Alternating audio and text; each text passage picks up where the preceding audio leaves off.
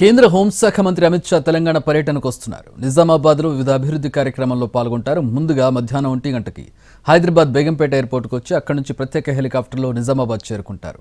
మధ్యాహ్నం 2 గంటల నుంచి 2:30 వరకు జాతీయ పసుపు బోర్డు కార్యాలయం ప్రారంభిస్తారు. అనంతరం రైతులు వ్యాపారులతో సమావేశం అవుతారు.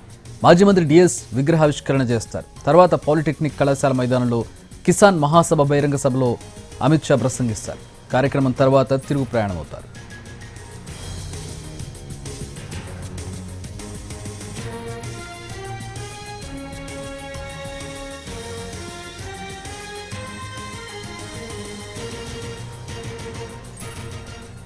అమిత్ షా పర్యటన సందర్భంగా జిల్లా ఇన్ఛార్జి మంత్రి సీతక్క, వ్యవసాయ శాఖ మంత్రి తుమ్మల నాగేశ్వరరావు వెంట ఉంటారు.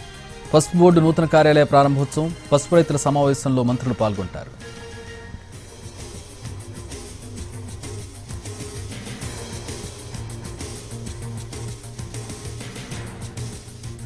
మరోవైపు నిజామాబాద్లో అమిత్ షా పర్యటనకు ఏర్పాట్లు పూర్తయ్యాయి. ఉదయం 11 గంటల నుంచి నగరంలో ట్రాఫిక్ ఆంక్షలు అమలు చేస్తున్నారు.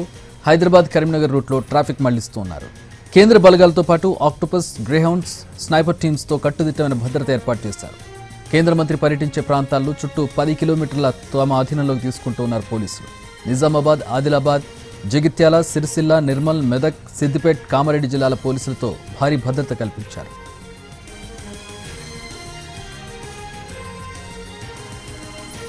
అమిత్ షా పర్యటనతో ముందస్తు అరెస్టులు చేస్తున్నారు పోలీసులు. ఉదయం 3 గంటలకే సిపిఐ-ఎంఎల్ ప్రజాపంథ, పీడీఎస్యూ నాయకులు అరెస్ట్ చేశారు. ప్రజా సంఘాల నేతలు ఈ అరెస్టులను తప్పుపట్టారు.